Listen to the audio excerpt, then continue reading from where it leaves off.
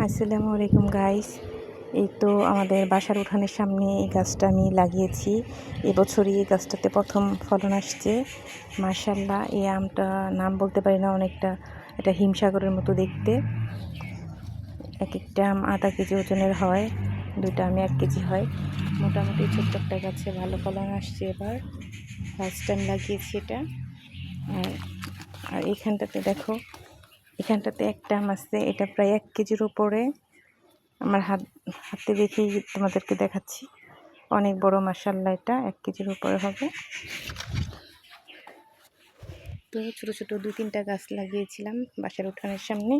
আর এখানে আছে তোমার আমরুপালি, এটাতে বেশি না, এটাতে মাত্র 4টা আম আছে।